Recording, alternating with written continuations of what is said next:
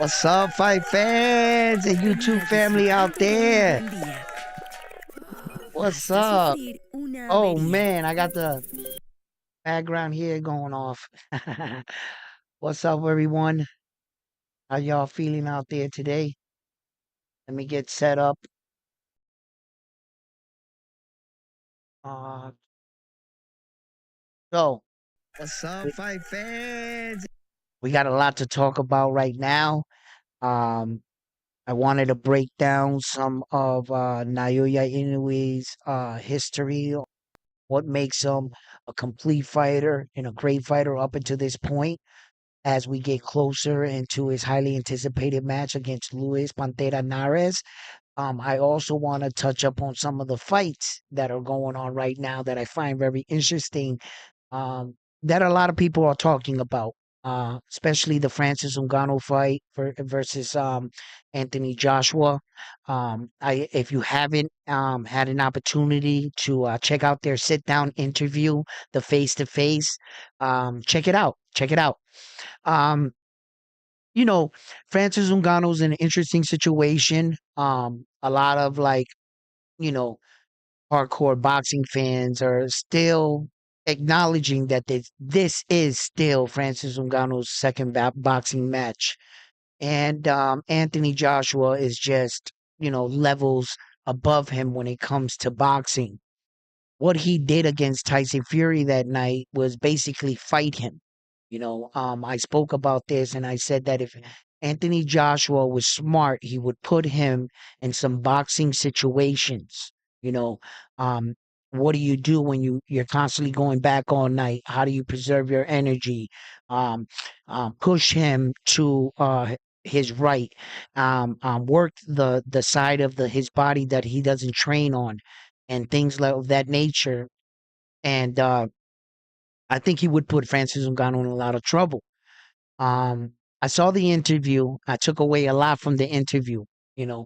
Francis Ngannou is a well articulate, well spoken man. He knows how to express himself really well. And he knows about fighting. He's honest in his assessment. He had no problem tell Anthony Joshua, listen, I'm coming in here. I'm going to try to knock you out. And Anthony Joshua said, likewise, I'm going to do the same. I will meet you in the center of the ring. Um, so with the performance that Francis Ngannou put up against Tyson Fury is why we're here. Leading into this fight, remember when they asked Anthony Joshua about the fight with Tyson Fury and Francis Ngannou leading into that fight, and he said that it was a spectacle, it was a show. That he wasn't even going to tune in. That this is a joke for boxing. Francis Ngannou put up such a great performance that now he's fighting him. So he earned his respect. And I speak about that in boxing, that where fighters can earn another fighter's respect, and you can prove yourself in this sport. And he did just that. So now he has a big fight in front of him, and I can't wait to see that. Another fight that's a little bit far, a little bit further away, is the Josh Taylor, right, and Catterall fight, right? This is part two. Josh Taylor has a lot of questions to answer after losing to Teofimo Lopez. Does he still got it? Is he still the dominant fighter he once was? And can Catterall come in this time and, is it his time? You know, he believes confidence. He believes that he's confident enough to win this fight. Josh Taylor is saying that he's not done, he's not finished. Every fighter, they're due for that one performance that doesn't really. So Josh Taylor is like, he's in that space in his career. He has proven himself. He had all four belts. Let's not forget who Josh Taylor was when he was walking through the division and just dominating everyone. Okay. When he beat up on Regis Progress and all these other guys. Okay. So let's not forget who Josh Taylor is. Teofimo Lopez did come in there and he did his thing against Josh Taylor. Speaking of Teofimo Lopez, all this thing on social media about his father getting knocked out by Keyshawn Davis, right? So I'm not sure if you guys are aware of this. If you're not, if you are familiar with it, apparently Teofimo Lopez and Keyshawn Davis 5 years ago were sparring against each other in some top ranked sparring gym. And then words were exchanged, and Teal's father, um, Keyshawn Davis knocks out Teal's father, and quickly right away they go to the N word, right? Which ironically, Teal's dad and Teal, they from the hood, right? The likely them saying the word, yeah, they probably say it every day. You probably heard them say it 1,000 times. So that didn't mean anything, but using that to exert your anger and say why you did this, right? The funny thing is that Teal was there. Keyshawn Davis is saying he didn't do shit. It wasn't no jumping. It wasn't none of that. It was homeboy cockback, knocked his pops out, right? Which is crazy. Even if Tio was outmanned, let's just say like there was 10 of them and it was only him and his dad and shit, we would have just had to get jumped together side by side. That's it. Me and Pops are gonna have to, we're gonna have to go down with all of them. There's just not a scenario that I'm seeing that I'm gonna watch my own dad get knocked out in front of me where I'm like literally not gonna do anything. I find that really hard to believe. I don't know what was going through Tio's mind, but a lot of fighters and a lot of things have confirmed that he was there. He did knock out his dad. And then all of a sudden, he's entering the fight against Ortiz. And now it all starts to kind of make sense. He's up there reading a book, and Keyshawn's right next to him, right? And he's like, not. And then he apologizes to Keyshawn. Yo, young man, I'm sorry if I disrespect. Bro, there would have been no apology. Remember that time you hit my dad, bro? Man, fuck you, right? It would have just, we would have been on some shit like that. I probably wouldn't have been sitting next to him. I would have probably let the dudes know, listen, if you want this Ortiz fight to continue, just put me right here because he's next. And he's on the radar. Now I do understand where in boxing you have to earn your way. Teofimo Lopez fought the fights that he needed to, and he knocked out the people he needed to get himself in position to fight for a world title. Okay, Keyshawn knocks out his dad, but has Keyshawn put in the work to merit himself a world title shot against Teofimo Lopez? Or does the public, because of what an incident occurred, feel like, yo, you got to address that, right? But now, if Keyshawn can play spoiler, what if he wins? He didn't earn that shot at that belt with Teofimo Lopez.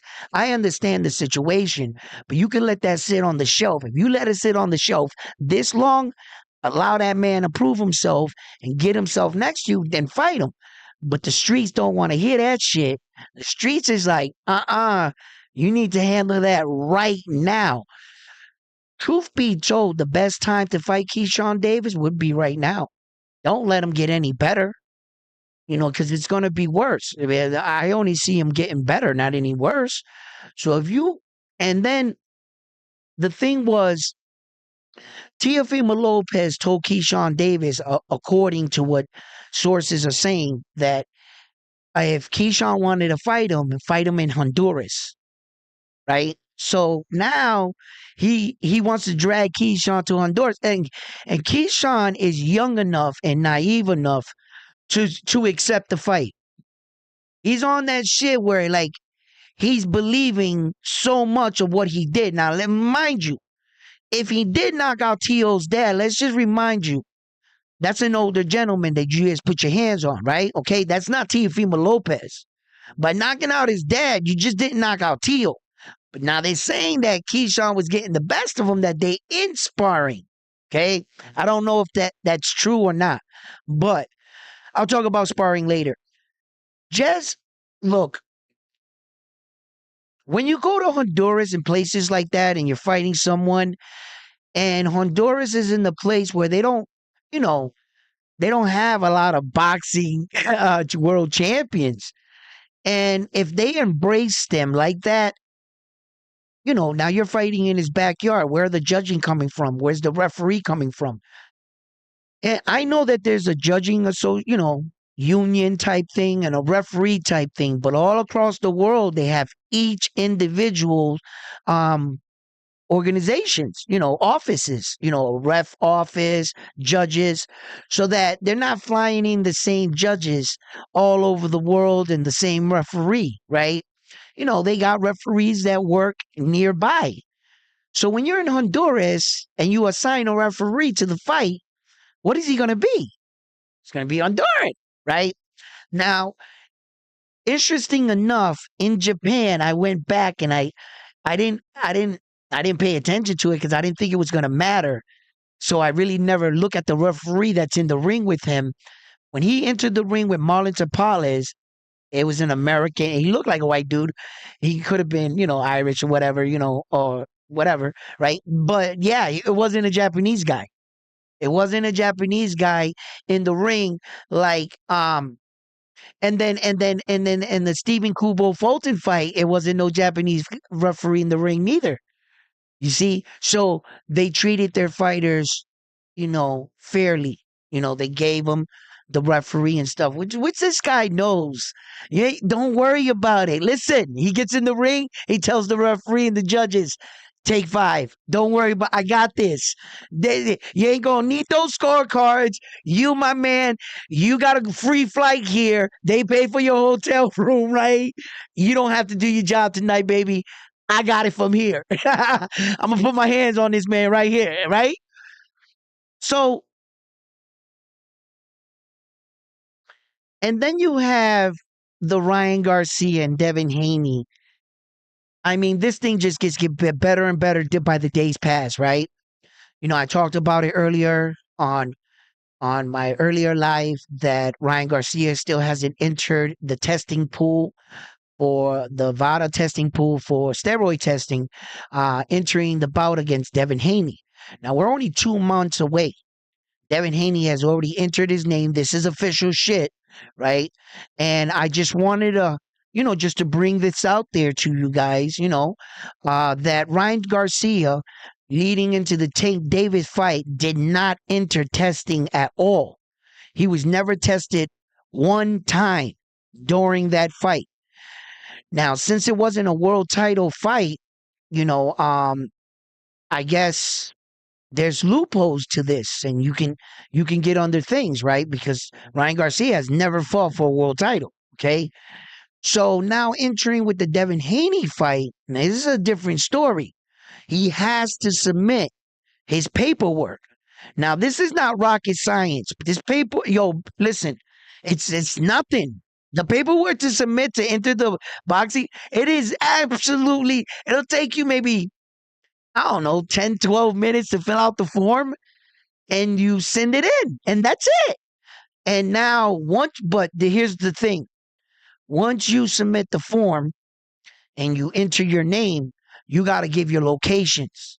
You got all around all day, where you were at, what gym you're at, so that when they need to find you, they can find you. And you have to so the question is Ryan Garcia cycling off or something? Devin Haney's making accusations. Now, I don't know anything about it, but all I do know is that, yeah, in fact, his name is not on the thing yet. So I expect him to get on it, sometime this week at least. We're not too far from after the fight. When is he going to get on it? Is he going to pull another Tank Davis thing? I don't think so. You can't. And I don't think that the WBC will, well, they'll do whatever they want over there, won't they? Huh? Ah, so, what's up, guys? How you guys doing out there? Please, let's get some likes. Can we get some likes in up in here? Are you guys hearing me loud and clear? Uh, Let me know if you guys want to talk about anything else, or what do you guys want to talk about? What do you guys see in some of these fights that are coming up right now? Should Keyshawn Davis be married a fight against Teofimo Lopez? Should Teofimo Lopez entertain this? Or should he fight one of the bigger fight names in the 140 division, like Subriel Matias, like a guy that really wants to fight. And Teofimo Lopez went on and tried, you know how fighters are. They're gonna take shots at one another. And he said that he offered Subriel the fight, but that Subriel had broke his hand and that he wasn't ready. Well, then if you break your hand, of course the guy's not gonna be ready, right? Okay, So how are you making fun of him about a real injury? The man's really injured, right? Okay. So I mean, Teofimo Lopez says a lot. A lot of fighters do say a lot. He's just said he's going to walk through Subriel Matias's guard and his shots, and that that punch is never going to land. I find that hard to believe. For it's accurate and the pressure that a fighter like Subriel Matias has. His pressure is relentless, and he made 5 legitimate tough men quit on the stool. That's worse than getting knocked out. At least if you knocked me out and you took me out of my senses, right? I'm knocked out. I can't get up. I can't fight no more. You're consciously saying uncle. You're consciously saying I tap. I quit. A lot of people went back and forth with me, you know, at, at different times and said, because the question was, would you rather get knocked out or submitted, right? And I always said, I'd rather get knocked out, not submitted. They was like, why? A submission? I says, no, that's another grown ass man making you say uncle in front of the entire world. Meaning you had your wits about you, you were conscious, and he made you go, I quit. Eesh. Hell no, man. I'm not tapping. You're gonna have to. I'm gonna have to go out. My face is gonna have to slap. I'm gonna have to become a meme, bro. Because I'd rather become a meme than they say, bro, he made you tap. That's crazy. Um. So I think that Teofimo Lopez is an interesting situation. He has a lot of options right now. I could say he's in a pretty good place. Okay. The way his division is laid out, the champions that they have there for him, there's opportunity. You know, I'm not, if Keyshawn Davis accepts his fight in Honduras, well, then fine, fuck it. I think that if he's gonna beat him, he should try to beat him now. If not, then just fight. I don't know who the hell you're going to get to fight you in Honduras. And then Teofimo Lopez right now is struggling to sell fights on Top Rank and his fan base due to the fact that, like, uh, you know, I don't think they're promoting him right. I think he's going back and forth with them. So, what's up? What's up, bro? What's up, Carl? What's up, my man? Yeah, man. And then, like, look, about this. Let's talk about boxing and what we enjoy about the sweet science, right? We talk about all these fighters and we watch our fighters. And as we watch our fighters, the next time we see them, we would love to see a better version. As we cheer our fighter on throughout his career, we long for the moment that they fight for a real world title and that they are successful, right?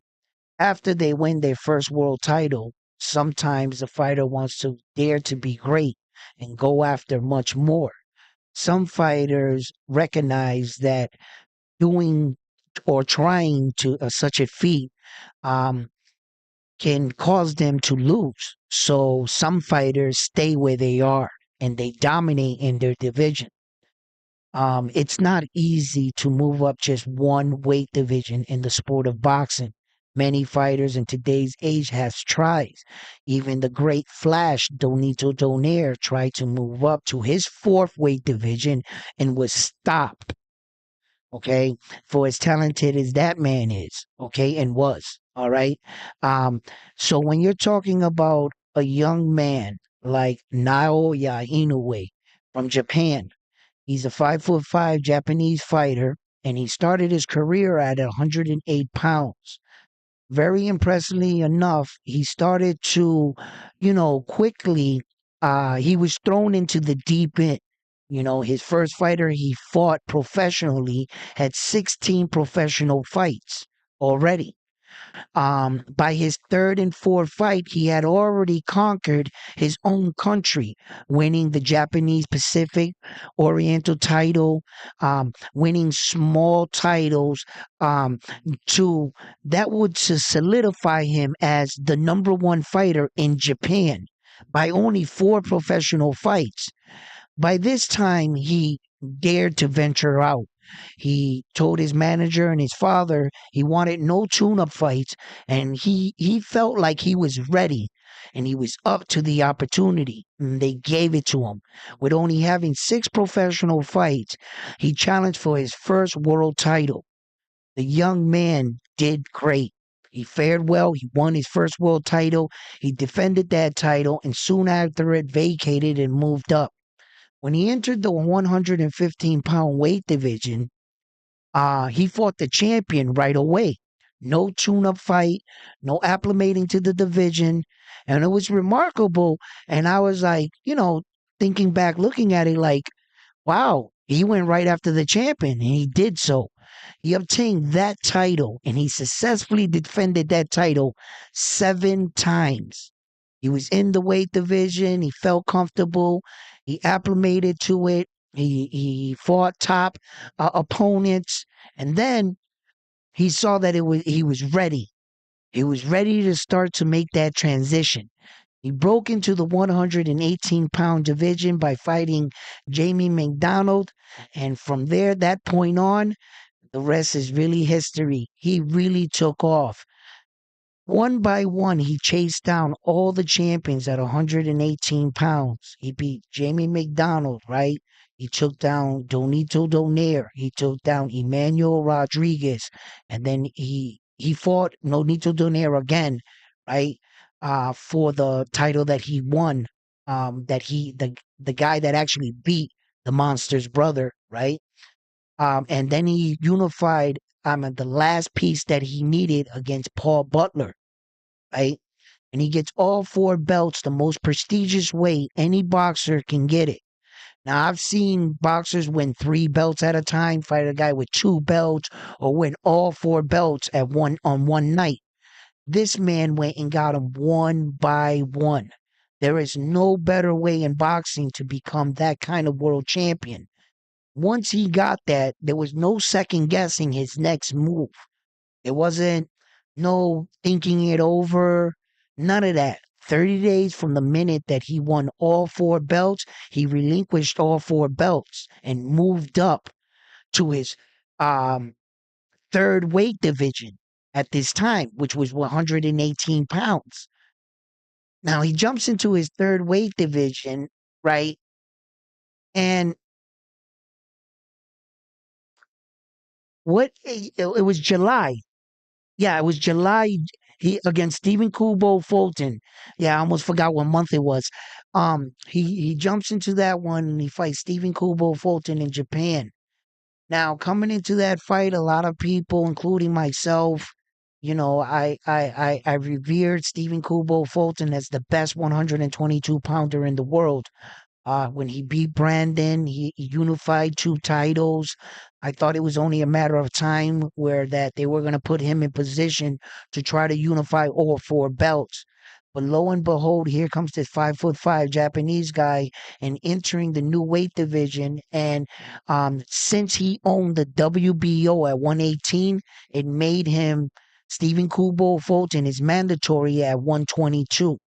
Now, when Stephen Kubo Fulton was notified that he was in fact going to put in the paperwork to become his mandatory, kudos to Stephen Kubo Fulton. He says, "You don't got to force me. You don't got to push me. I accept the fight." Now, not everybody was in agreement with this at the time, but Stephen Kubo Fulton was full of confidence coming into that fight. He couldn't see how a 5'5" Japanese guy moving up in weight was just going to dominate him. He was like offended by the people thinking that it was going to be so easy for this guy. He was saying, "What do you guys think I am? Some fucking bellboy?" Right? And the Japanese superstar was, he was going to show the world who he was. I was really nervous though, because for as good as he is, I understand how hard moving up just one weight division is. Just one. Even the best of the best have tried to do that and have fallen short. You know, uh, and styles make fights. Sometimes you try to move up to that new weight division, they give you that one guy, and that guy just he has you figured out. He is truly going full steam ahead. Whoever has the belt, literally, just give me him. That's what he wants.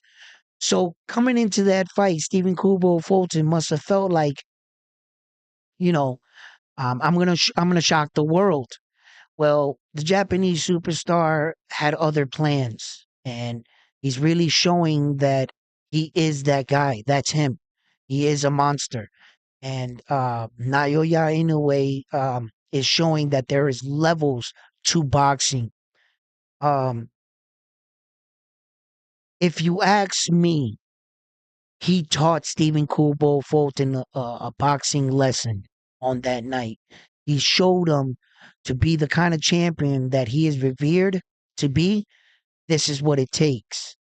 Since that fight, I haven't heard anything about Stephen Kubo Fulton, in fact, and I believe since his fight, he firsthand took away from that fight that there is levels to this. He thought he was on this level when he realized quickly he was not on his level. And, to a fighter, that must be really humbling. How you respond from that, how you come back from that, that's to the individual. Everyone doesn't respond back from a loss the same. So Stephen Kubo Fulton, as a fighter, I would like to see how he responds from losing his belt and where he goes from there. And in fact, perhaps could he be a future opponent for the Japanese superstar later on in the future? Time will tell. As of right now, um,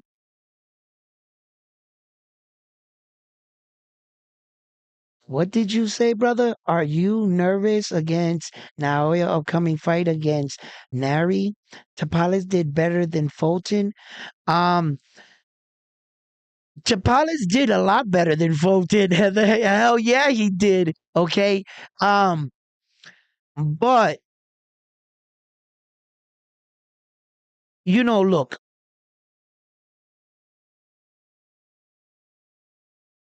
Tapales's game plan and Fulton's game plan were slightly different, right? Stephen Kubo Fulton might have caught the Japanese superstar with the quicker, more head snapping, like with that jab, right? Tapales, I believe, caught him with the better solid shots, right? I believe that Tapales really had success in the seventh round, and that's more than I can say that Stephen Kubo Fulton had in any round of their fight, because Stephen Kubo Fulton didn't win any round against the Japanese superstar. He completely shut him down. He took Stephen Kubo Fulton's Philly shell styled and used it against him in the middle of the ring while mocking Stephen Kubo Fulton and letting him know, bro, you couldn't even hit me when I used your defense against you. He used the Philly shell defense, went in. Stephen Kubo Fulton tried to hit him, and he went and came back and went, you didn't even touch me. Remember that moment in the ring? That's what he was telling him. He's like, bro. And then he took that quick step forward to Stephen Kubo Fulton and he said, here, let me show you how it's done. Hold this. Hey, how's that feel? Yeah. And he just, but Tapales at least at times had him guessing. You see, he was trying new things, giving them new looks. He was, doing the Filipino shell defense, right? Because he was inventing his own style. But once the Japanese superstar saw that he wasn't fluent in the shit that he was trying to do, basically he was bluffing and all the stuff he was trying. Once he saw that, he knew he wasn't going to be able to sustain it, because when you're like trying to play off some shit, that's exactly what you're doing. You're playing it. You don't got it down to a science. When you develop a fight style, you gotta have your offense to your fight style, your defense to your fight style, and your evading to your fight style. So if you're making up a fight style, when somebody throws a punch at you, what do you do in your style? How do you block? How do you strike in your fighting style? That's what a fighting style is. So when they say style make fights, that means that your style is this way, his is this. You hear the word, but I don't think a lot of people fully understand it, right? They say, oh, yeah, style make fights. Nah, you got to understand what's going on. See? So when Tapalas was switching it up, he wasn't fluid in that fighting styles in that regards of sustaining that kind of, you know, and he saw it quick. He was like, oh, you doing some shit, right? And then he was like, wait a minute. Ah, okay. Nah, you ain't doing the same shit. Okay, okay. And he figured him out. And Tapala's like, yo, my man, what's up, baby? Yeah. Subscribe to the channel. Thank you. What's up? Let's give a new subscriber a welcome. Round One Sports Talk, baby. Thank you. And this is for you. Well, yeah. So, look, Luis Nares, we've talked about this. I've talked to you guys about this. He's the type of fighter that doesn't understand he's supposed to lose. He doesn't know that. When they say and they speak, and you ever heard a fighter say you got to be a little bit crazy to fight, that's Luis Nares. That's he wears his crazy outside. He might contain it a little better, but that beast is in there. You have to be a little to want to get punched in your face day in, day out, and come back and ask for more. You know, it's you know, you got to have a little bit in you, a little crazy in you, right?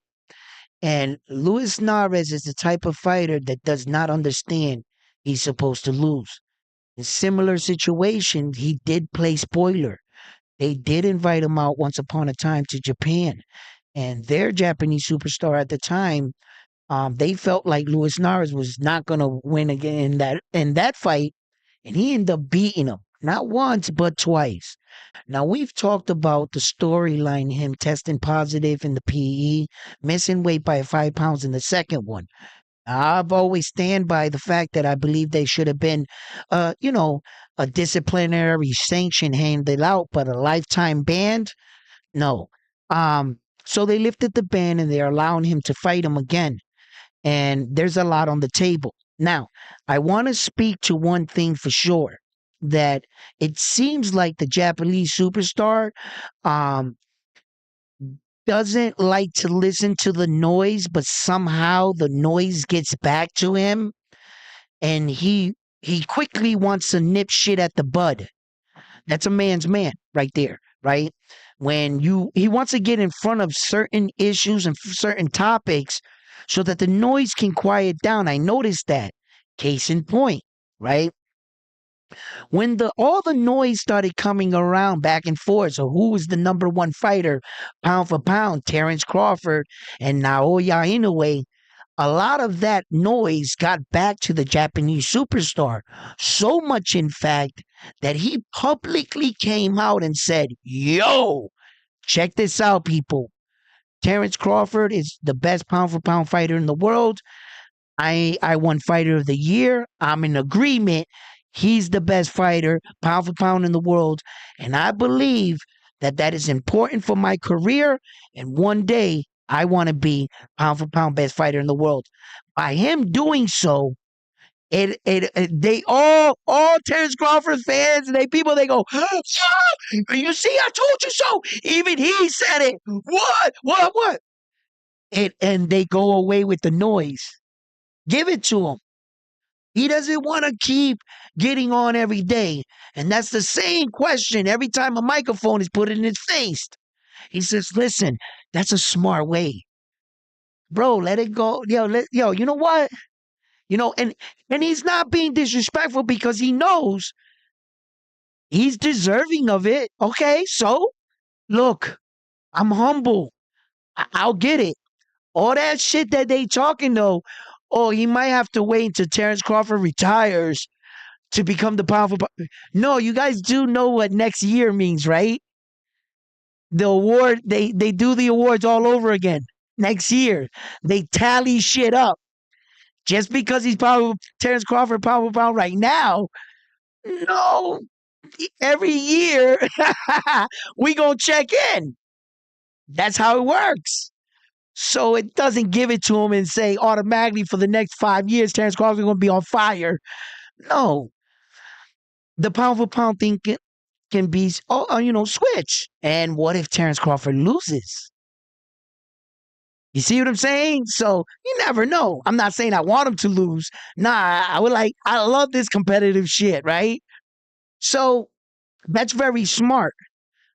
Another thing that Naoya Inoue said to kill the noise once again is the Luis Pantera Nara situation, where that he came out and made a tweet and said, if Luis keeps saying that I'm bringing you out here because I'm exacting revenge because of my fallen Japanese fighter. If y'all keep wanting to make this personal, then I'll give you that personal ass whooping. But I don't want to hear no more of that. Him getting in front of the noise again. Trying to say, yo, that every time their microphone gets out, that's the first question they ask him. Are you whooping his ass because of your fallen Japanese superstar? He wants to kill the noise.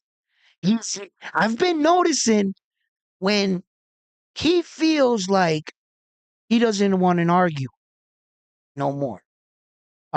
It seems like he's been in this situation a lot more times than a lot of people would care to either remember or to think about. This guy, think about it.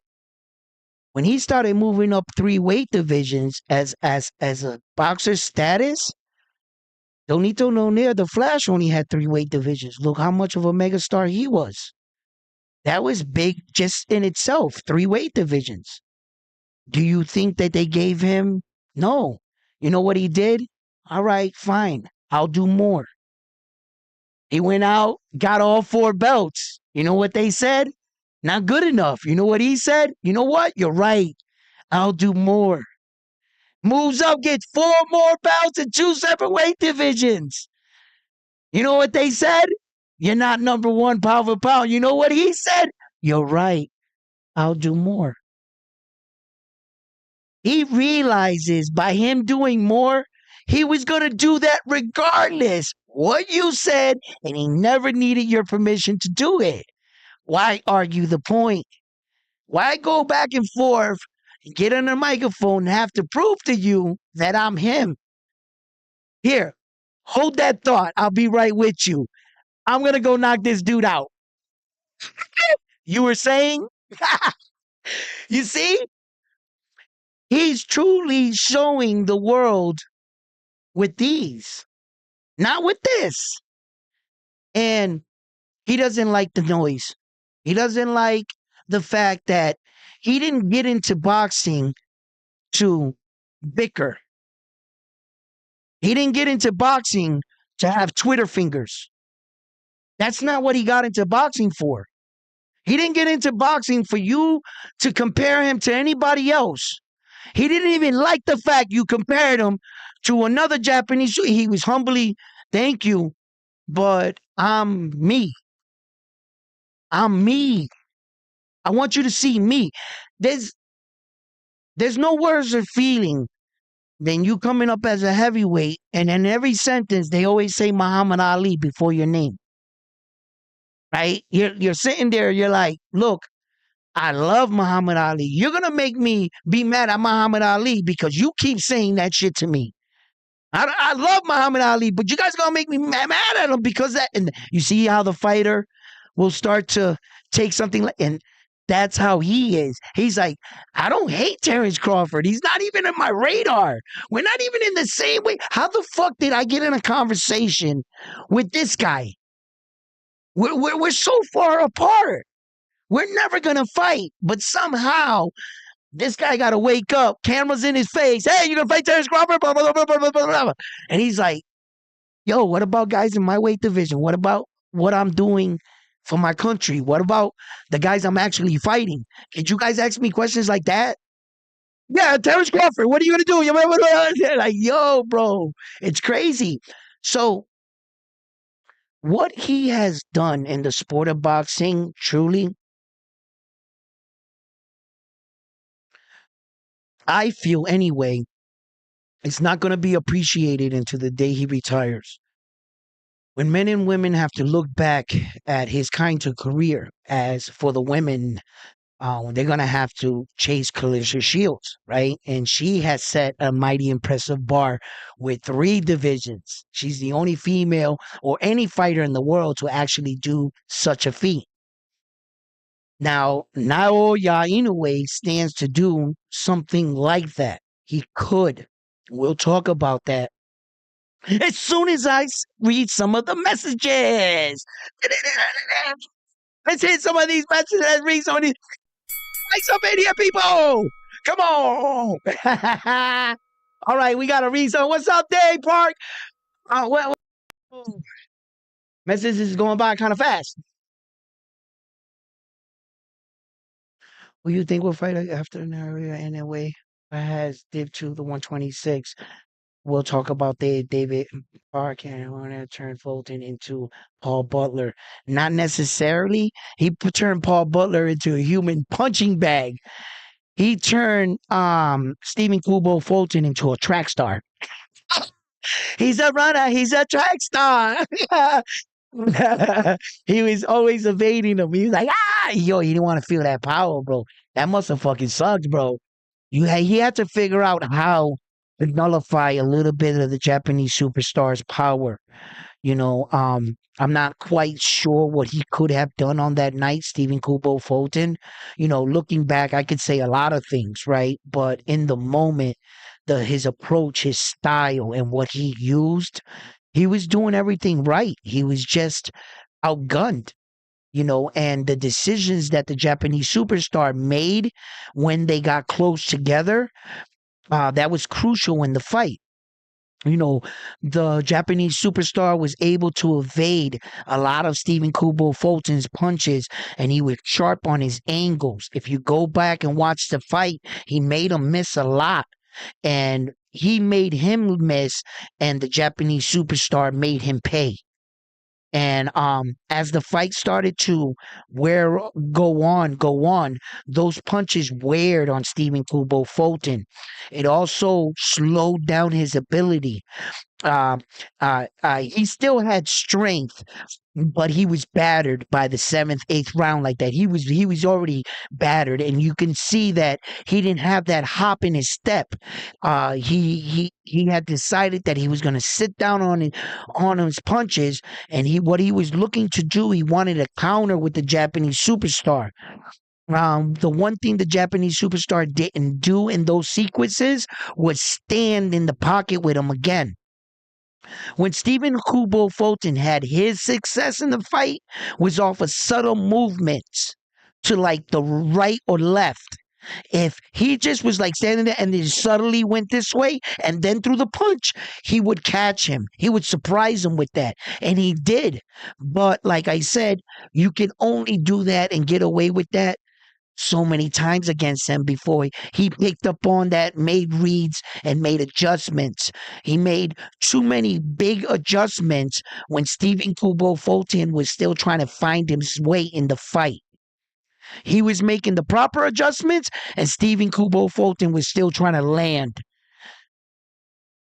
He wasn't going to catch up to him, man. And he was just that much better than him. That's what happened. You know, what's up, bro? Yo, yeah, 126. Yes.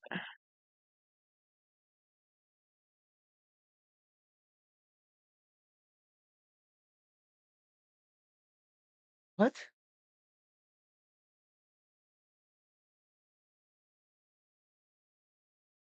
Wow. Listen, I got to see that interview, right? Okay, because I talked about that. He has a habit, well, not a habit, right?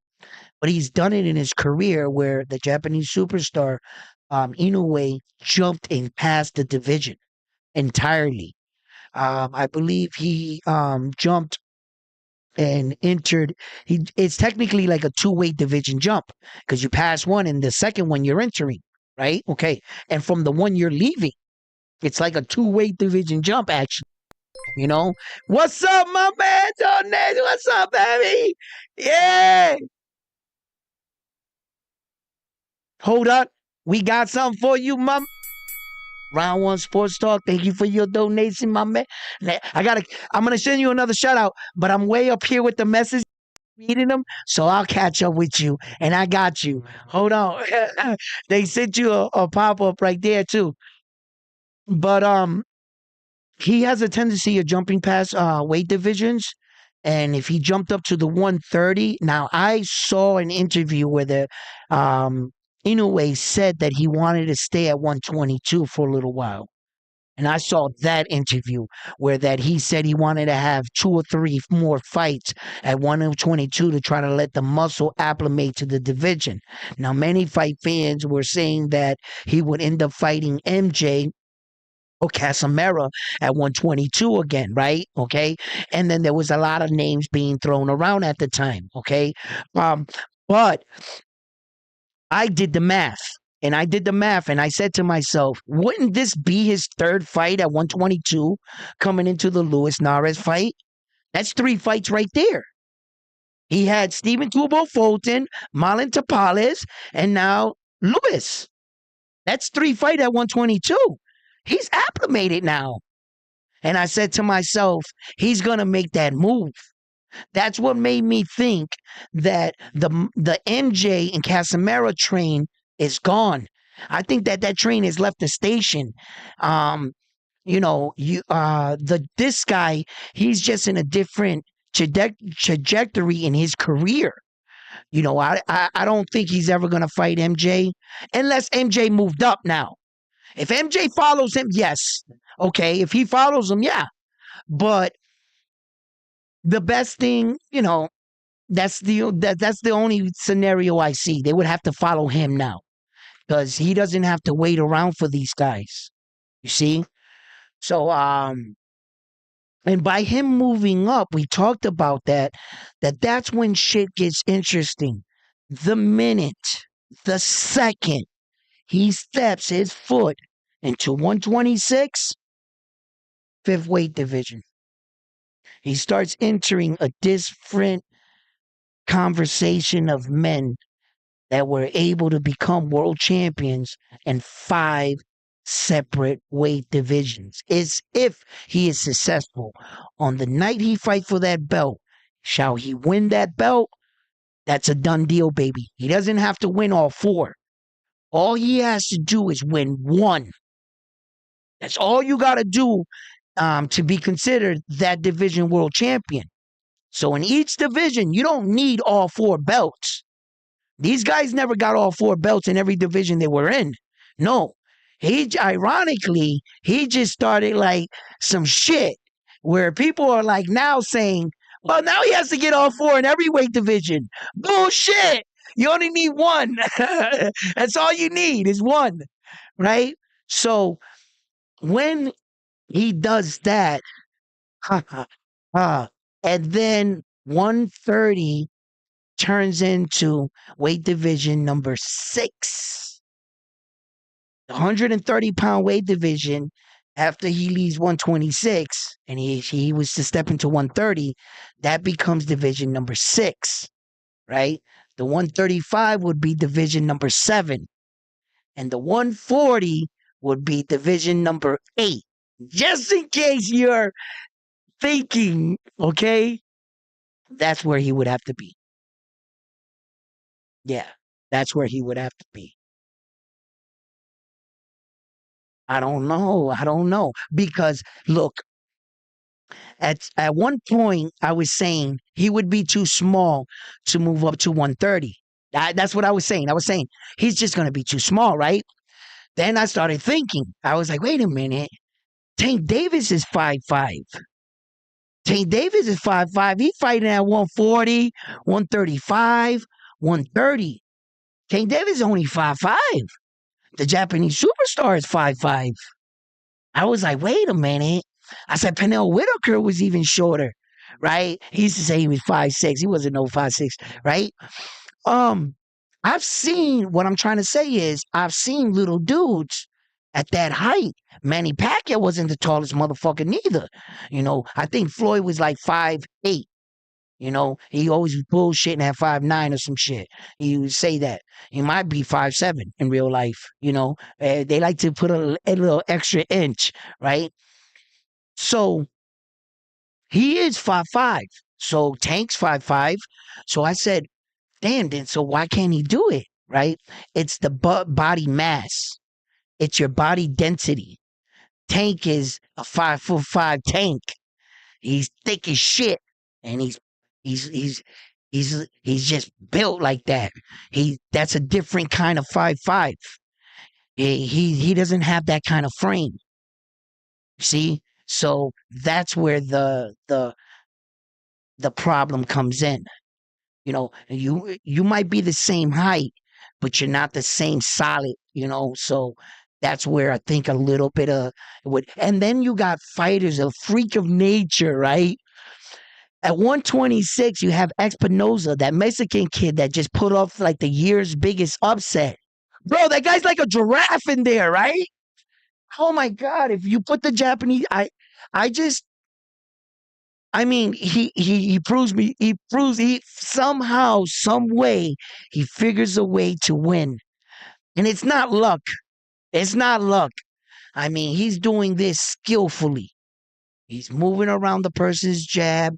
He's figuring them out. He's making reads. He understands fighting. As Spinoza, he won the belt, but he is a young champion. And as you can see, he got hit a lot in that fight against the Cuban. And he got dropped, in fact, in that fight several times. Now, and those guys are big up there at 126. Do you look how big? Now, they make the weight at 126 on fight night. What are they really entering the ring? What are they entering the ring on fight night? Because, for an example, Devin Haney fought Regis Progress at 140 pounds. On fight night, Devin Haney entered the ring 165. For a 140-pound title fight. He made the weight. He cuts weight. 140. He got on the scale. The day after he entered the ring, he was 165. Is that fair? That's what I'm saying. Like, that's where they say that these guys become just too big for the Japanese superstar. Because although Espinoza will make the 126 on fight night, what is he going to come in there as? Unless you put a rehydration claw in effect, there's gonna have to be some things that are gonna have to be, you know what I mean, to make it at least a little fair. There has been fighters in history that had rematch hydration clause, and there's one belt that doesn't play that shit. As the IBF. The IBF has a 10-pound rehydration clause, meaning the IBF is not going to let you come in and just weight bully the guy. They'll give you 10 pounds and that's it. After 10 pounds, you get fined. The fight might get canceled. You can't come in over 10 pounds from the assigned. So meaning if the fight is scheduled at 140, you can only come in up to 150 to fight for the IBF. The IBF is the only organization that doesn't play that shit. They're not going to let you fight a fight at 140 and show up on fight night 165. they're not gonna play that. So, you know, you see, so that's why when you're looking at these fights, you're saying to yourself and you're doing the math with the numbers that you're given, meaning 126, 130. 4 pounds, really? Is that going to be a problem? 4 pounds? You know, uh, yes, it is. Those 4 pounds are going to turn into 15 pounds. That guy is going to stand to gain that much more weight overnight. Now you have a problem. See? So that's when coaches and fighters and hardcore, real like fans are looking at it, they know this. They're not blind by the original number. The cutting weight is a skill. There are men out there that can cut weight fairly well, and some men just can't do it as good as other men. You know, is that cheating? No. You know, if a man can make the weight, as long as you can get on that scale on that night and pass the weight, that's what they accept, right? So let's get some of these messages. What's up, baby? Japanese will tell you what they think you want to hear, not what they are thinking. Yeah. What?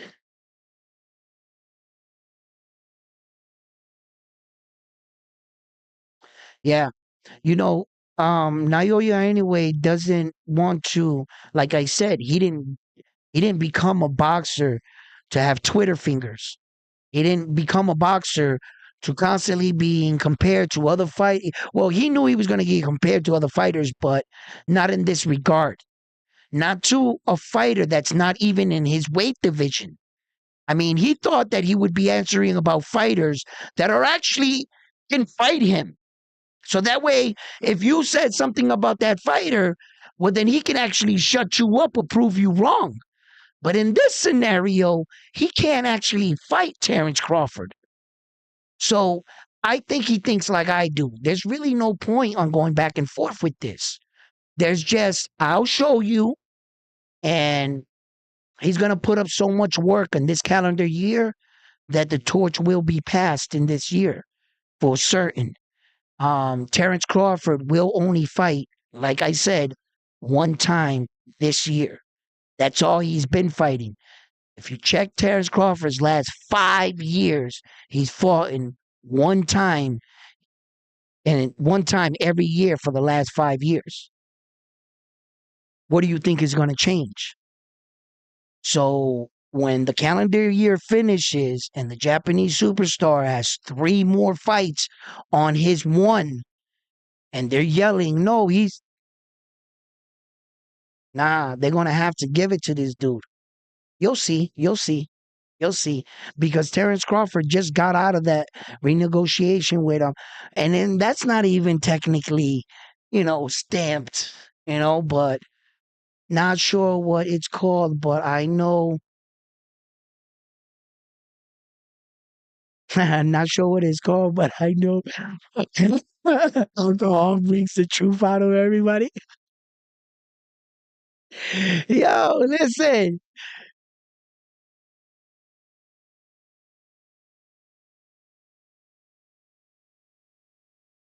Yeah, yeah, I believe the Cubans do. Listen, um, if you watch a few of my back videos and stuff, that I've always said it. I've always said that the Cuban superstar would have fared or been a great opponent for the Japanese superstar at 126. He lost to Espinoza, I understand, Ramirez, right? And I just felt like height wise and stylistic fight, I viewed that as a good opponent. I thought that he would bring the best out in the Cuban guy, and the Cuban dude would bring the best out in Inoue. And I felt that, but when he lost his belt, I felt like he had time. I thought he had time, and I still think he does have time because, as you can see, he's fighting Luis Nara still at 122. He can, I'm not sure what's going on with that or if they're shooting the rematch and it's official. I haven't checked on it, but yeah, let's see where he ends up, because I like that. I like that. Ford too. Raymond Ford. I mean, there, look, there are a couple good fighters at 126. They're better fighters than their names. You understand that? They are better fighters than what their names and popularity at 126. I'm not saying that the guys down there are not good fighters. I was saying that the guys down there don't have a real big name. None of them are fighting on pay per view. See? So, but make no mistake, they are some killers at 126. And there are a lot of good names entering the 126 in the near future that will be climbing divisions right behind this man right here. If some of these young men are entering their careers at this weight, that means as they develop and their bodies get bigger, they're only going to go forward. Like the Camille Motons, the Bruce Carringtons, of the world. They started the career at this weight. See, he started his career at 108 and he moved up as his body was getting better, bigger. He was moving up throughout the divisions. Same thing for these young boys right here. Only thing is, these young kids are starting a lot heavier.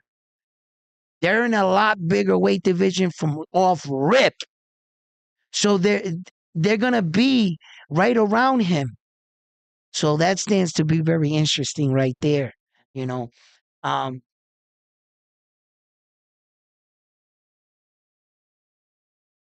Bruce Lee trains his bodies in a way it seems like he beat the shit out of his bigger opponents like Chuck Norris. I think he's the best.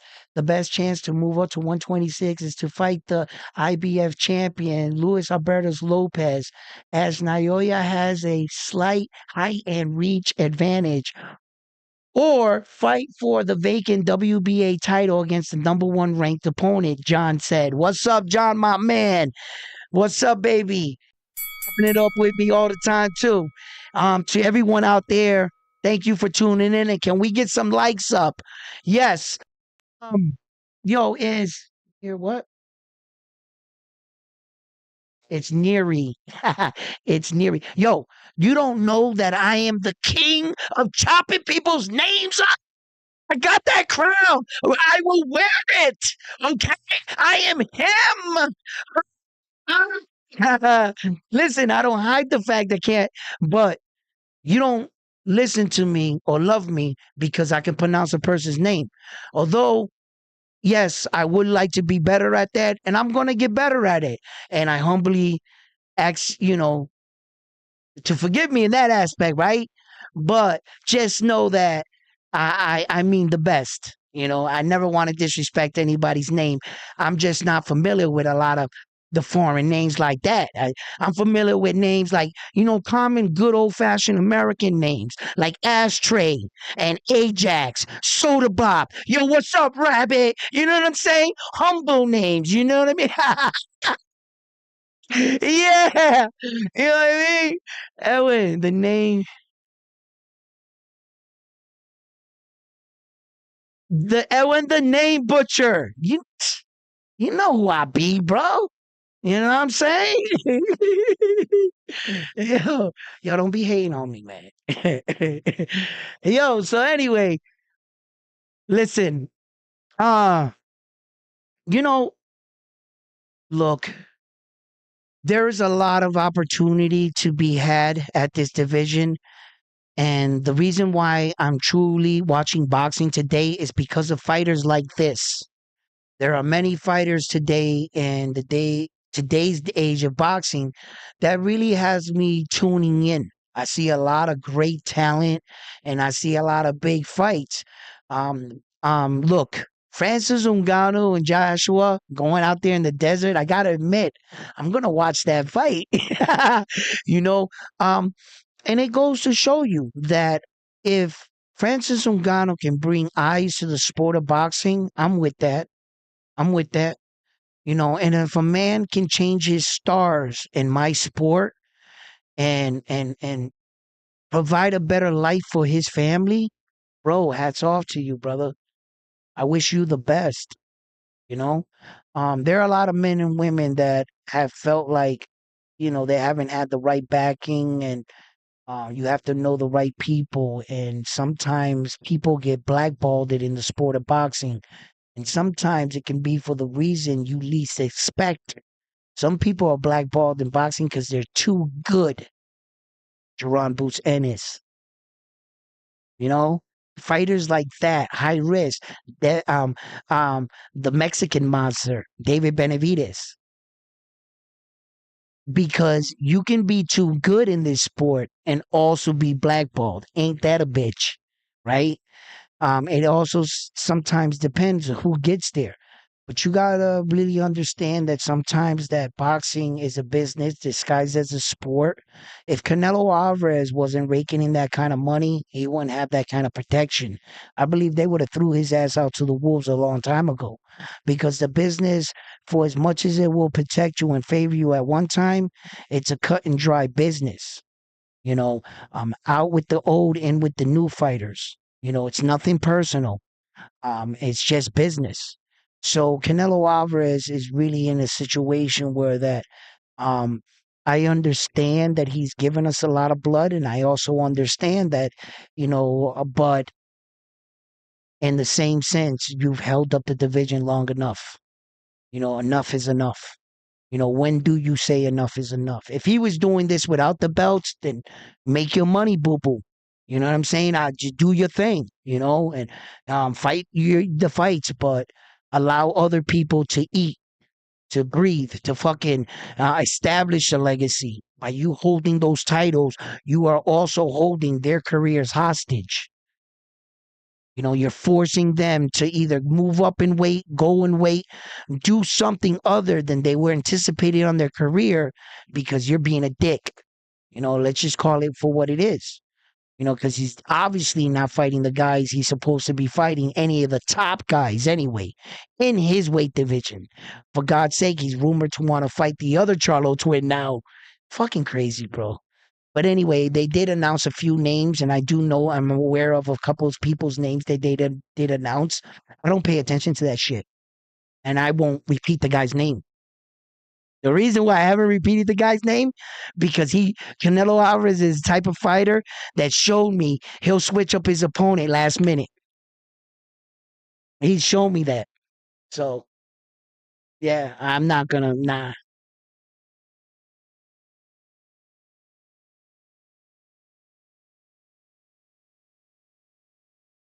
Mhm. Yeah, yeah, he'll definitely do that.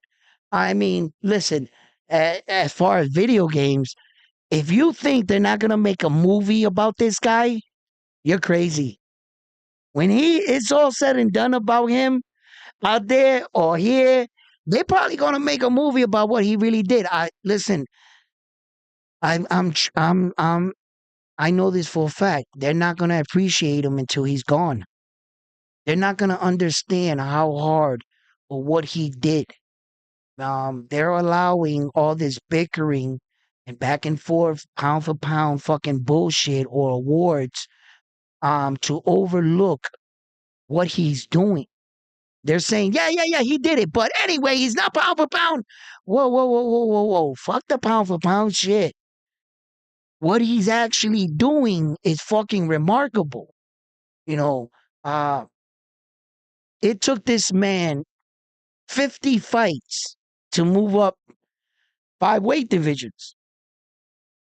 He has 26 fights with 4 weight divisions.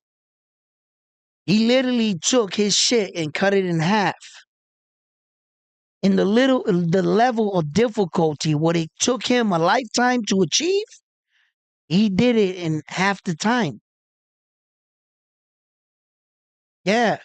The Look, with being that good, there's also penalties. You might view it and say, damn, bro, he took his record and he did it in half. So that automatically makes him better, right? But what it also does, it also hurts him, right? Because he's fast tracking everything. So fast, in fact, that now he's 30 years old. He's reached this kind of pinnacle, right? And now everybody knows who he is, and everything's just going to get tougher for him. It was too fast, is what I'm saying. Where that in regards that now he had 50 fights, and in those 50 fights, he had the opportunity to fight 26 world champions because he had 50 fights. He has 26 fights. He only fought 13 world champions. He doesn't have enough fights. He would have to fight an additional another 13 world champions just to catch him. Do you see? He was just a little too fast, too good. You ever, you're too good? This is one of those cases where being too good could, you know, it could hurt him a little bit because now, not only he's not going to catch him in the 50 and 0, he's not going to catch him in the most champions, but as far as a decorated champion, like the real deal champion, there's no arguing it. There's just no debate. He ain't never had 4 belts. So we could just kill that notion right there. Not only did he never have 4 belts, but he ain't never been, I have all 4 belts in 2 separate weight divisions. So as far as a decorated champion, like that kind of champion, he'll have his own records. And it's gonna be truly remarkable. Um, and the time frames are going to come into a factor. How long did it take him to obtain all 4 belts? And those kind of conversations are going to come in. And when you got their skill level at elite levels, you can no longer put the Philly shell defense against the Japanese superstar's skill. What you got to do is X them both out. They both eliminate each other. They were 2 elite skills in their own right. You can't say one would beat the other. No, they were both elite. So that's out. That'll cut both. Their styles are who they are. Boom. Then you would have to go back to the amount of champions. He would get that. The amount of belts. He would get that. You know, um, for now anyway. Okay. Because it gets confusing a little bit. I understand when you talk about how many belts he's actually obtained. If he fought 26 world champions, well, then he has 26 world titles. You understand? Every time you fight, they give you a new belt. It's not like you go out there, you can give the guy your belt that night, like Terrence Crawford did. He gave the belts back to Errol Spence Jr. after he took all the pictures because he knows the organizations are going to send him his copies of the belt, the new belts, right? Okay. So, but the way it's counted for that it's not so confusing, let's just say he has 1 belt for every division. That's the simplest form you could explain it, right? So, for instance, he has 5 belts. He has 5 weight divisions, so he only has 5 belts. He has a belt in every division. Technically,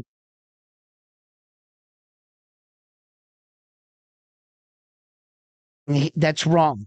That's wrong. He actually has, okay, he has 5 belts in every 1 weight division, right? But if you, fuck, it gets confusing sometimes. If you want to get technical, he had the IBF and the IBF and the WBA at I believe 140. So those are actually additional belts in 1 weight division. But if you just want to count everything as a whole, even whether it was 3 belts, 4 belts, just count them at one. He has 5. That's the simplest way. And the Japanese superstar has 4. You see, but if you were to count it like, okay, he has 4 weight division, but he has 4 belts in one division. In the other division, he has 4 belts. In this other division, he had 2 belts. In this other division, he had 1 belt. Like that. You see? And then he had 7 title defenses at 115. So that's 7 titles right there.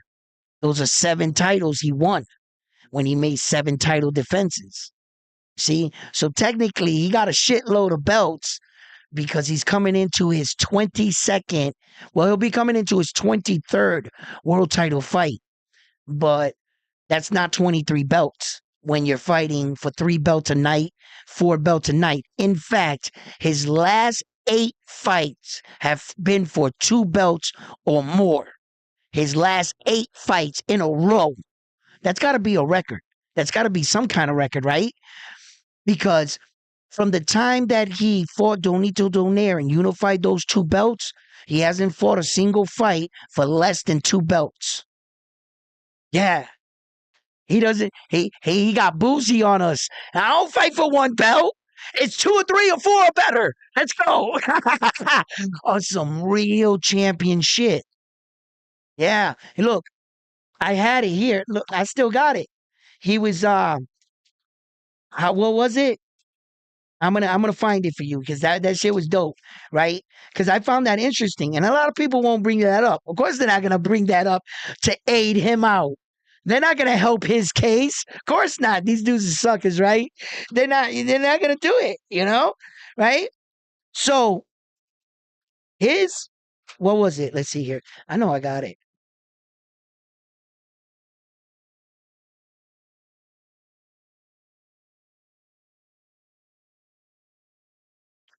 All right. I'm gonna find it.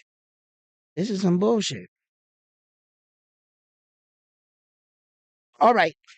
Here it is. I found it. Okay. So he fought Donito Donaire for 2 belts. Then he fought Jamie McDonald for 2 belts. Then he fought um uh Des Marines for 2 belts. Then he fought this dude like Aaron, some weird dude. I didn't even see that fight. It was like for 2 belts. Then he fought Donito Donaire again. There was 3 belts on the line. Then he fought Paul Butler. There was 4 belts on the line. Then he fought Stephen Kubo Fulton. There was 2 belts on the line. Then he fought Marlon Tapales. There was 4 belts on the line. Yeah. His last 8 fights, bro. He ain't fought for fucking nothing but 2 belts or better. It's like I said, man, and I'll stand by this. They're not gonna appreciate this guy until he retires. Unfortunately, he's in one of those situations, and I can see it. I can see it. Because what he's doing. If it hasn't you know, but the crazy thing is that when we got a fighter too that's doing such remarkable shit as Terrence Crawford, I mean, he's truly answered every fucking test. What can't you say about Terrence Crawford, man? You know, he sacrificed so fucking much just to chase Errol Spence Jr. And at the end of the day, I'm starting to question, was it worth it? It was worth it in the sense where he became the first man, I guess, yeah, because as you can see, the Japanese superstar was going to do it. So if you ask me in that regard, maybe it was worth it. But Errol Spence Jr. just had to let Terrence Crawford go so that he can do what he needs to do. A lot of us, including myself, would love to see him fight Jaron Boots Ennis. It just, like I explained it just doesn't make dollars and cents, and they're in 2 different stages in their career. No, I'm not saying that style wise or fight wise or skill wise that a Jerome Boots Ennis is not worthy of fighting Terrence Crawford. If we were just talking about that, he's ready. He's 100% ready, and I'm in agreement with it. I will be comfortable putting Jerome Boots Ennis in the ring with Terrence Crawford. Yes, I would. Okay, win, lose, or draw. I would say yes. He deserves a shot. But where they're at in their career, they're not on the same playing field. Okay. Terrence Crawford is fighting for $10, $15 million a fight.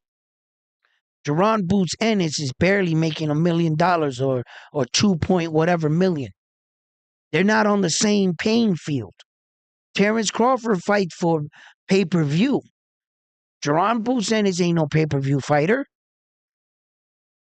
Jerron Boots Ennis couldn't sell out Madison Square Garden right now, I don't think.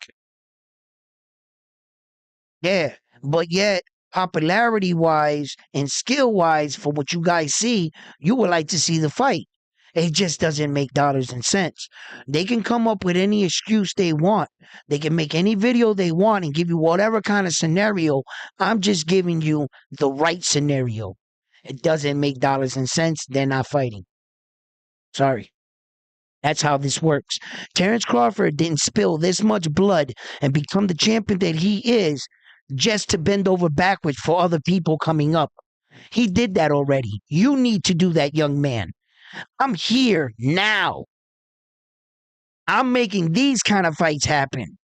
I don't got to pay attention to you. There's always going to be somebody wanting a free ride to the top and trying to use your name to get there.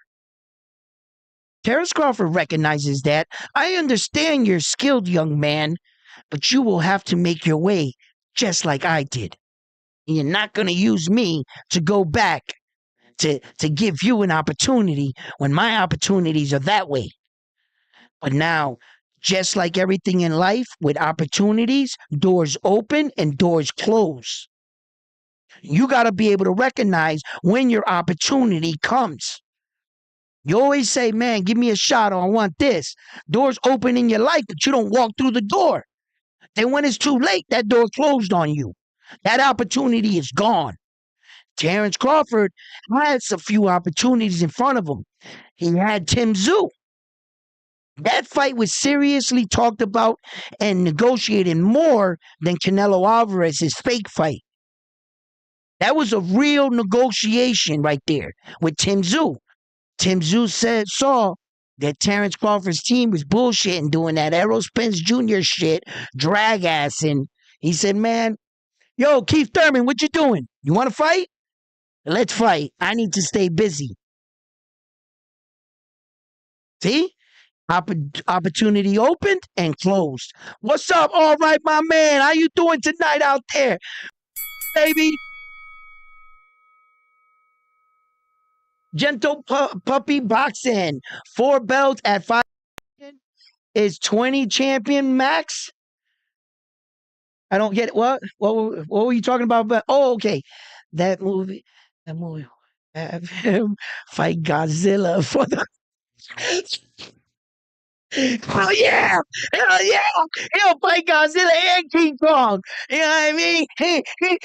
Naoya Inoue. He'll go strong to the body on King Kong. It'll pay off in the later rounds. You know what I mean? Yeah, baby. All right, now it is the most skillful fighter I've ever watched, but Crawford's levels of skill is equal as amazing in his own way. Very much so, brother. You know it. I always say that. Elite fighters do not have to look the same. Just because he looks the way he looks, there's other fighters out there that have an elite style fighting of boxing. Then make no mistake, they are elite fighters, such as Terrence Crawford. Terrence Crawford is an elite fighter. Okay, he's not considered the best fighter pound for pound in the world and undefeated with over 40 fights for fucking no reason. Okay, he has definitely shown he knows what he's doing. He understands about boxing. He makes good reads, and he has a tendency of being bored in the ring and playing with his food. Yes, Terrence Crawford, a lot of times in his fights, he knew back here he had these guys beat. And when he fought against brothers, he really didn't want to like hurt or embarrass Sean Porter, right? He just wanted to beat him, but let him leave the ring with some respect and dignity. When they whispered in Terrence Crawford's ears that he was losing that fight in the 10th round, he looked at that man and said, what you mean I'm losing? He said, yo, on the unofficial scorecard, you losing. Yo, Terrence Crawford got up and said, joke's over. and he just turned on Super Saiyan. He he went out there. All I knew, next thing I knew, Sean Porter kept he seemed to like the floor. He was getting familiar with it. He had a pillow and everything. Yo, and his dad felt like, you know, whether or not, I his father probably saw that Sean Porter was only going to take more damage. That Terrence Crawford was toying with his son the entire time, and he saw what most of us saw as the coach and the father. He was like, man, this guy was just playing with him this whole time, and he was just keeping him in the fight because he didn't want to do him dirty, because that's another brother. You know what I mean? And Terrence Crawford has a tendency of playing with his food. You know, this guy right here, this my man right here. Listen, he is exactly what they say he is. He is a monster. He understands that there is no friends in this game, in this sport. Boxing is truly a lonely man's sport. He's not here to. He already has a brother. He already has a cousin. He doesn't need any more friends. He's a warrior, and he came. And if you're in his way, unfortunately, he's gonna take you down. It's not personal. It's not personal. He's on a quest to prove to himself how good he is. If you're standing in his way or you're holding one of these belts, bro, he's gonna come up on you and be like, yo, let me get that. You know what I mean? Listen, what is my dream fight with Naoya Inoue? Tank Davis at 130. That's my dream fight. If Tank Davis was to get serious with boxing and cut the weight, and he came in and fought at 130, I believe that would be the most skilled version of Tank Davis we've ever seen at 130. Oh, 130-pound Tank Davis. And the Japanese superstar just got to be himself. That would be the best fight of like fucking ever, bro. That would be a fight right there. I want to see that. That's when you got, I mean, the Tank, he's got power. I believe the Tank Davis has a lot more skill than his opponents allow him to really present. Rolly was wild. Ryan was wild. Eastside Pitbull Cruz was a wild fighter. He didn't really get to show a lot of his. And then when he fought a lot of the Mexican guys, um, with that uppercut of the fucking century, right? Um, you know, although Mario Barrios was tall, he knew something against Mario Barrios early in that fight. He just saw that Mario Barrios wasn't on his level. He knew he was going to knock him out because once again, Tank Davis was losing that fight against Mario Barrio, and he saw something in it. Just his confidence never swayed. Tank gave Davis the expression on his face didn't change. He didn't look nervous. He didn't. He just knew that he had a game plan, and he was like the only person that knew. Uh-huh, uh-huh. Like he knew something. He knocked him the fuck out, you know.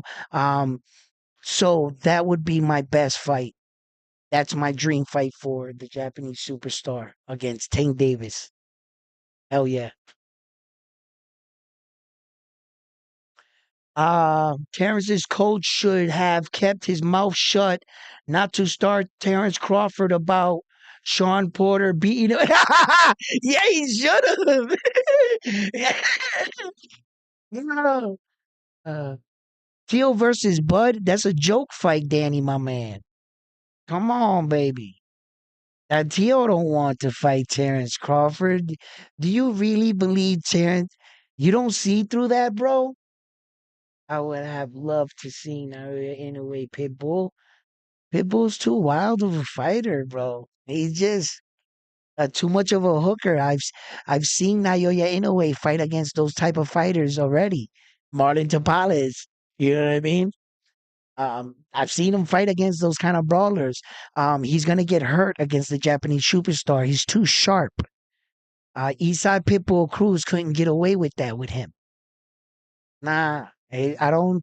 In your head, you would think because Isai Pitbull Cruz is an exciting kind of go forward fighter. I dare you to go look up his second professional fight and go look at that guy, that husky dude with that Eastside Pitbull Cruz bully mentality. What happened to him? I think he's still knocked out. He might still be knocked out to this day. Yo, he'll hurt Eastside Pitbull Cruz. It won't be the kind of fight you think it would play out in your head. It won't. He'll destroy him. He's too sloppy to fight a guy that's skilled. But Tank Davis, though, on the other hand, is a very skilled fighter. And Isa Pitbull Cruz, the approach was so wild, in fact, against Tank Davis that he wasn't quite sure what he was doing. I'm not saying that that's not sometimes a good approach for some fighters against that. But when you got fighters with high ring IQs, and in the moment they know how to make one subtle movement to counter the stupid shit you're doing, he'll knock him out. And Teal's always proving everyone wrong first. Loma, then Taylor. Yeah, listen. Yeah, okay, check this out, right? Teofimo Lopez wasn't cloud chasing when he was asking to fight Lomachenko. He was really wanting to fight Lomachenko. Teofimo Lopez never cloud chased to fight Josh Taylor. He really wanted to fight Josh Taylor. He actually sent these people contracts and they sent him. There was negotiation. Whenever you can tell a fighter is cloud chasing, right, is when the possibility of you fighting him is not going to happen. Teofimo Lopez recognizes what's going on because he speaks boxing. And to the uncasual fan that can't, really read through boxing, they see what's on the front. Meaning, what you see is Teofimo Lopez at 140, Terrence Crawford at 147. That's what you see, right? Okay. What's really being read? Terrence Crawford can never fight at 147 because he can't make the weight. His next scheduled fight was going to be at 154. The entire world knows that, and Tio knows that. That's reading boxing. That's meaning, wait a minute, I can talk shit about this guy because he'll never make 140 if he can't make 147, right? So how do I attach my name to a real one without having to face consequences? Terrence Crawford. Do what Ryan Garcia did with Naoya Inoue. Ryan Garcia said he can fight me later in the future at a catchweight 140. Bullshit. But Ryan Garcia is safe. He knows he would never have to answer to that. Teofimo Lopez thinks he's safe. He's too far away from me from us actually fighting. Do you see? Listen, Tio had problems selling out his last fight. The entire top floor was empty at the Teofimo Lopez Ortiz fight. He couldn't sell out. Why you think Teofimo Lopez is going to Honduras? Teofimo Lopez has been fucking up lately. He's been saying stupid shit out of his mouth and shooting his own career in his foot.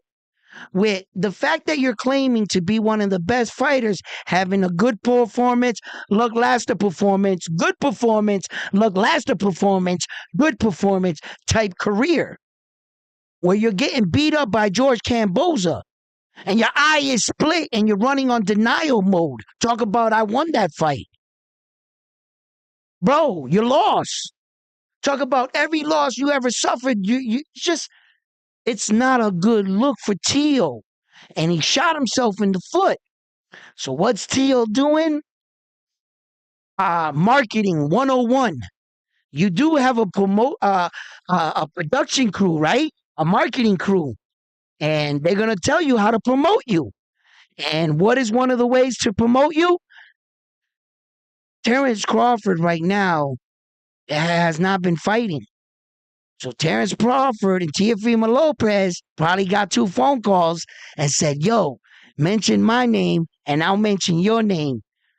You know we ain't fighting against each other. Bet. Come on, man. And you're gonna sell that to me like I'm gonna go back and forth like who's gonna fight and win against Tio and Crawford? Bro, that was never going to happen. Fuck out of here, bro. I've seen this 100 times. Come on, man. Tio versus Gamboa? A prime Gamboa? He lost a lot of fights in a row, bro. Boots can beat Crawford. Oh yeah, that's probably one of the smartest things you said so far tonight. Thoughts on Boots Ennis? He's the real deal. Boots Ennis is the real deal, brother. He is the real deal. Unfortunately, he's too good. He's high risk, low reward. Unfortunately, Boots Ennis put himself in a situation he couldn't possibly see.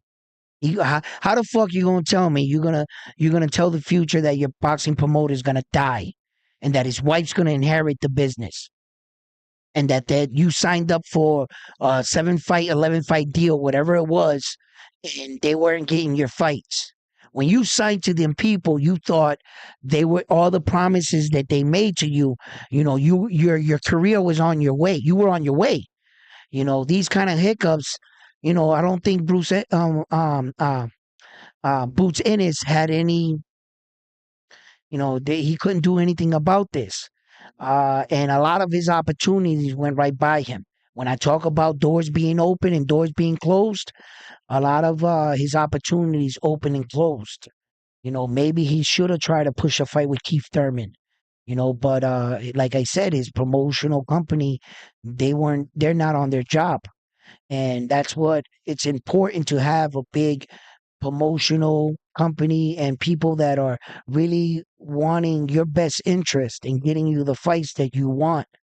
A lot of these promotional companies, the reason why they stall on getting the fight sometimes because they want to stack the favor on their fighters' fights, favor as much as they can because as long as they have that fighter and they're stable and they're the ones promoting that fighter, moolah baby. But if he goes out there fighting these tough fights and loses and gets knocked down, then his market value goes down.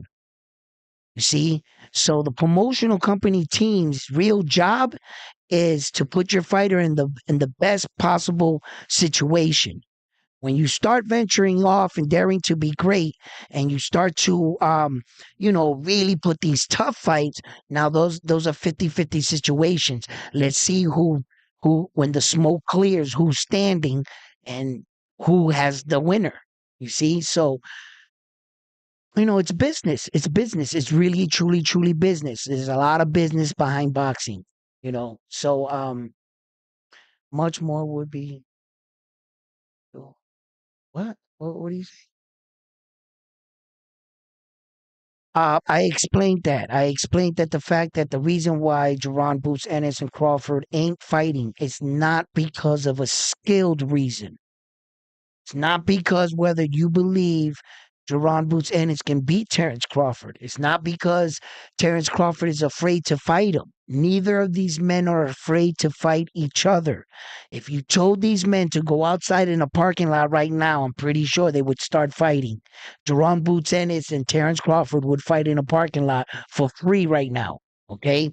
But when it's on the business ass point, and Terrence Crawford is making millions of dollars, and he's a pay-per-view star, and Jerron Boots Ennis does not fight on pay-per-view, and he does not make these millions of dollars, well then, you're not the right dancing partner for him.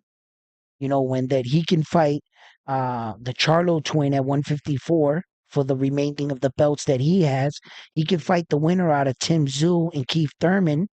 Okay, which no matter if Tim Tszyu loses or wins, Terrence Crawford's going to be fighting Tim Tszyu because that fight's not for the belt. So when they fight and whoever wins, The ending result, Tim Tszyu will still be the champion at 154 pounds. So Terrence Crawford can opt to fight him. See, and then he would be entering his fourth weight division and another title. Okay. And that would put a lot of pressure on this guy right here as coming the next calendar year because he successfully entered Terrence Crawford another weight division and obtained another title, which he is still currently in the 122. So he would have to enter the 126 to respond to what Terrence Crawford did.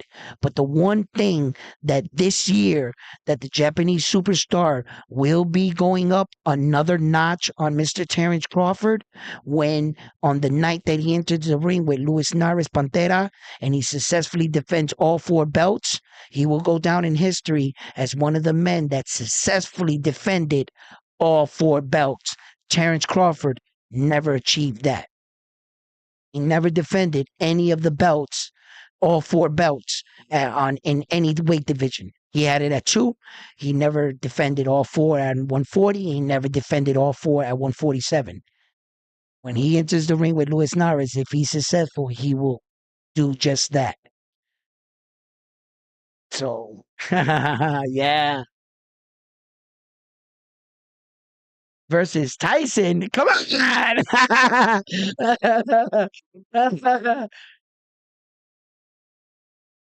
Versus Ennis.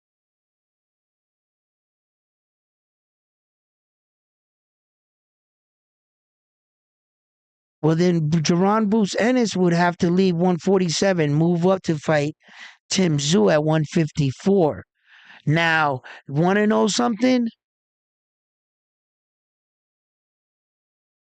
I think Jerron Boots Ennis will beat the brakes off of Tim Tszyu.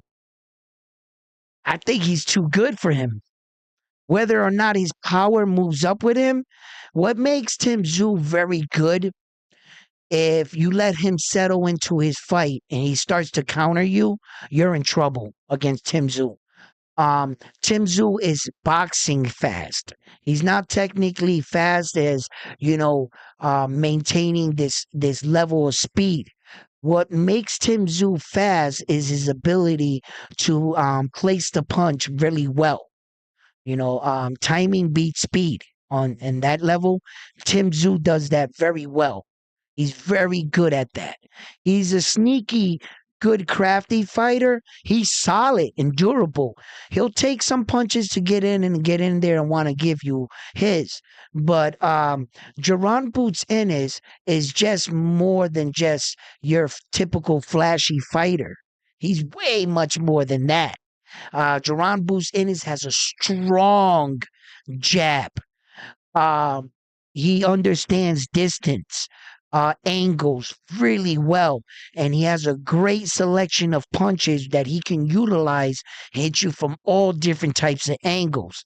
I believe he would pick Tim Tszyu apart. He would pick him apart, and he will do what Tony Harrison didn't do to Tim Tszyu. What Tony Harrison was supposed to do to Tim Tszyu, right? I believe Jerron Boots Ennis will do exactly that to him. Um, you see, what makes Jerron Boots Ennis and gives me the confidence is that he doesn't have that arrogant, overlooking approach to an opponent that some of Tim Tszyu's fighters overlooked him.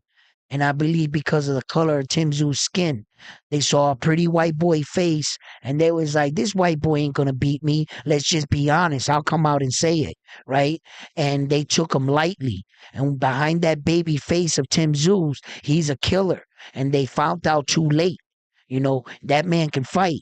But Jerron Boots Ennis has never struck me to be the kind of fighter that underestimated any opponent, anyone. The only reason why that Russian gave him a little bit of a challenge is because he didn't have anything on his opponent.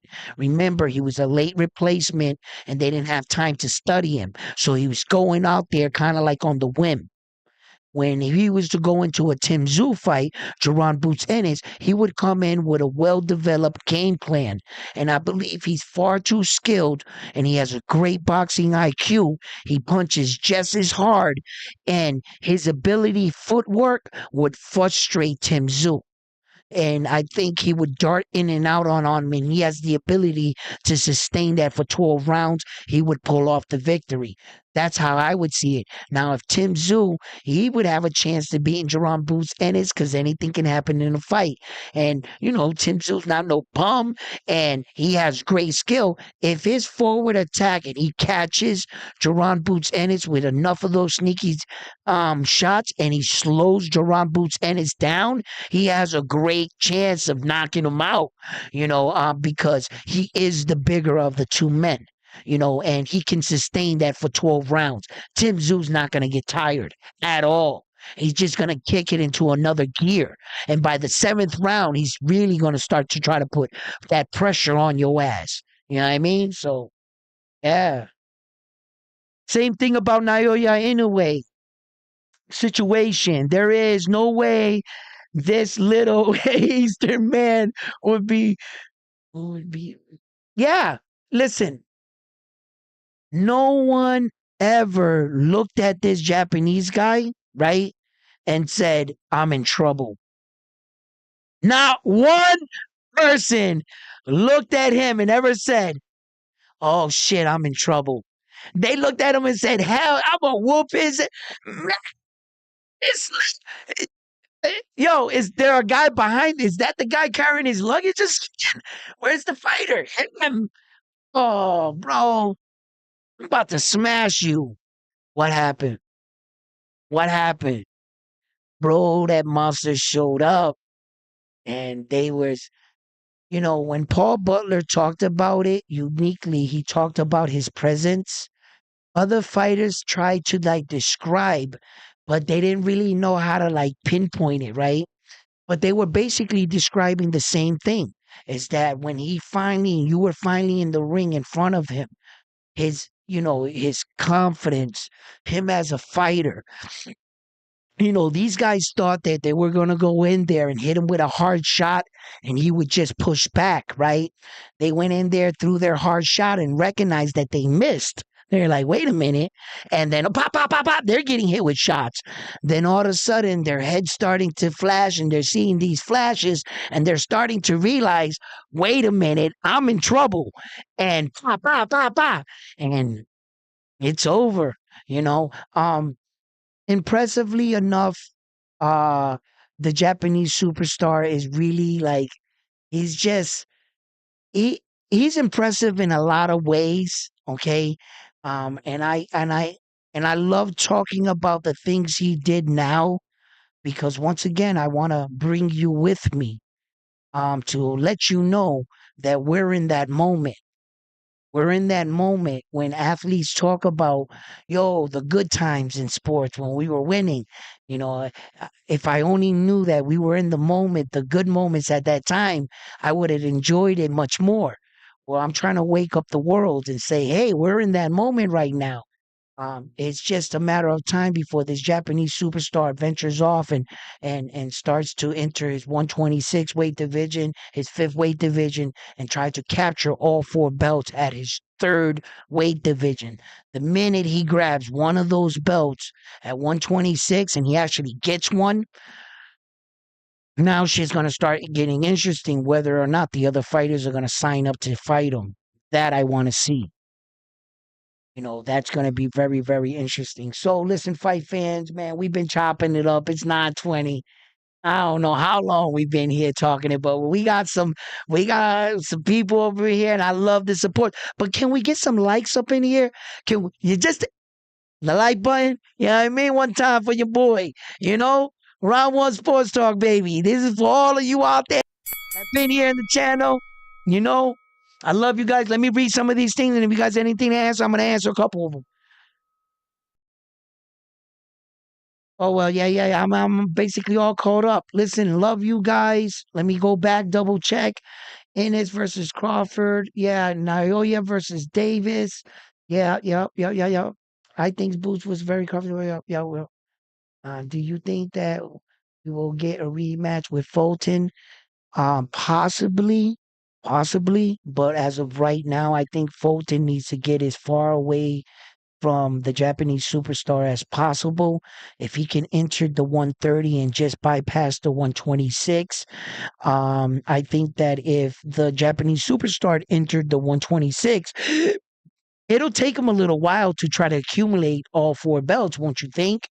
And if Stephen Kubo Fulton entered the 130, he'll get a couple fights in, possibly get a world championship, and be that much more prepared, that much more bigger, that much more better of a fighter, and have that much more experience, so that they run into each other again. See? So, fight fans, listen, I love chopping it up with you here at Round One Sports Talk. It's always been a pleasure. I'm your host, Edwin. I had fun. I hope you like this video. If you haven't already, subscribe to the channel. And please give the video a like. Peace. Great episode.